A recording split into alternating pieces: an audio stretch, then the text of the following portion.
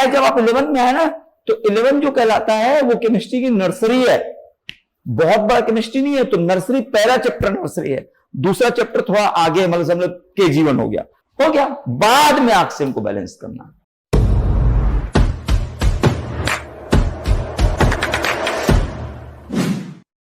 Start कर रहा हूं। एक कहीं पर लगेगा बैलेंसिंग ऑफ इक्वेशन। चलिए, बैलेंसिंग ऑफ इक्वेशन,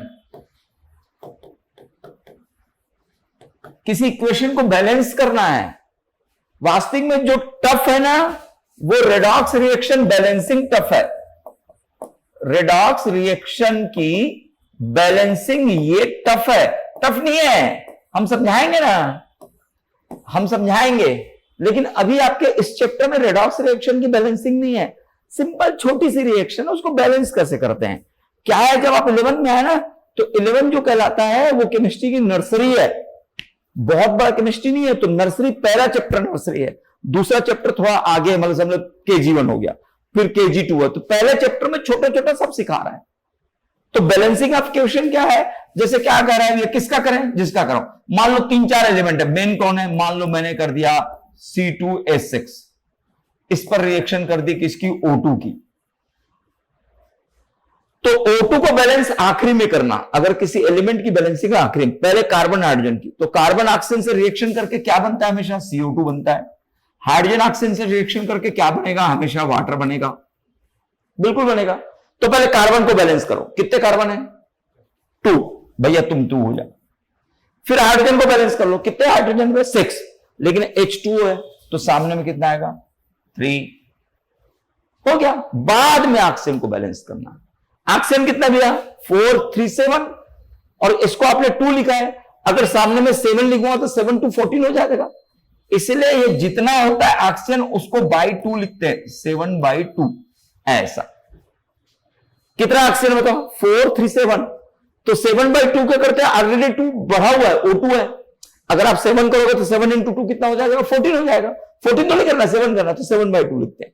तो ये अगर कटता है तो काट लेना, नहीं कटता है तो 2 से मल्टीप्लाई करना। तो पूरे क्वेश्चन को 2 से मल्टीप्लाई करो, तो क्या होगा, 2C2H6, इसको 2 से मल्टीप्लाई किए तो 7O2, उसको 2 से मल्टीप्लाई करें तो 4CO2, और इसको 2 से मल्टीप्लाई किए तो 6H2, हो गया बैलेंस। ले लो, एक तरीका ये। या फिर मैंने क्या लिखा, एक जैसे C4, चलो एक आपकी बारी, आप बनाओगे। ये देखो, चलो आप बोलना, लिखूंगा मैं, स्टार्ट।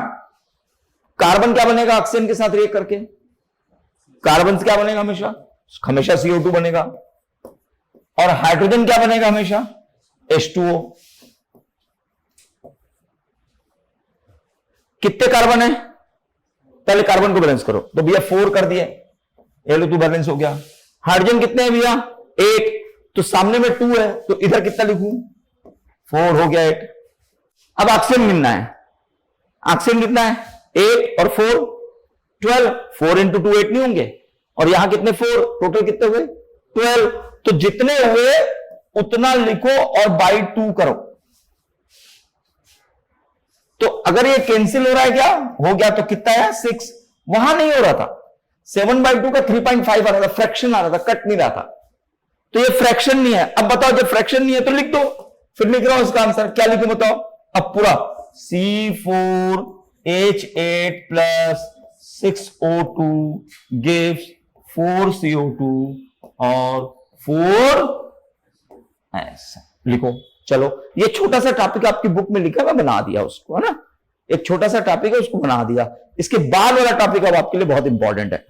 स्टार्ट कर रहे हैं अपन, है ना, लिखो पहले इसको।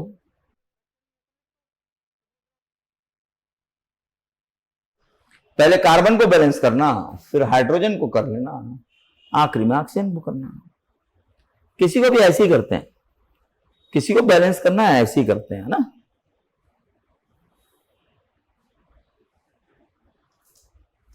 ये रिडॉक्स रिएक्शन नहीं है, ये रिडॉक्स रिएक्शन की बैलेंसिंग नहीं है। मैं आपको यह बता रहा था कि रिडॉक्स रिएक्शन की बैलेंसिंग और थोड़ी सी आगे बढ़ती है, ठीक है।